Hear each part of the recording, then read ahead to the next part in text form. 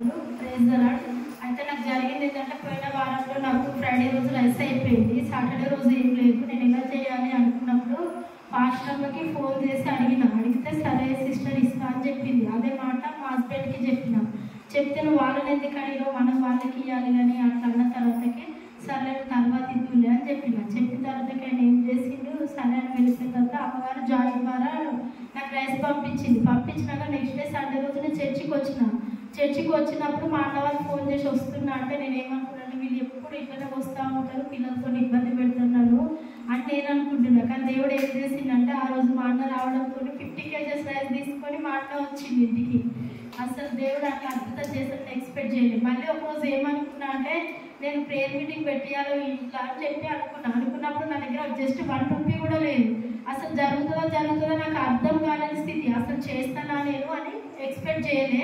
తర్వాతకి ఏం జరిగింది, 2-3 డేస్ తర్వాతకి నాకు వచ్చేసి డ్రైనేజ్ ప్రాబ్లం ఇచ్చింది. అసలు నేను చేయలేను, నాకు అన్ని శోధనలు వస్తున్నాయి, ఏంటి ఇట్లా శోధన నాకు ఇట్లా జరుగుతుందని చెప్పి సరే అని 1 వీక్ ఇబ్బంది పెట్టుకుంటూ చూస్తే దాంట్లో ఏమీ లేదు. ఆ తర్వాత ఏం జరిగింది, అనుకోకుండా దేవుడు ఒక 2-3 డేస్ అసలు నేను అనుకోకుండా అసలు ఎంత అద్భుతంగా అంటే మా ఇంట్లో ప్రేయర్ మీటింగ్ చాలా అద్భుతంగా జరిగింది. అదే నాకు ఎంత సాక్ష్యం. అసలు నేను చేయలేను అనుకున్నా, కానీ దేవుడు అంత అద్భుత రీతిగా నాకు జరిగించిన కార్యాన్ని బట్టి నాకు వేలాది వందనాలు స్తుతులు స్తోత్రాలు దేవుడికి చెల్లించుకుంటున్నాను.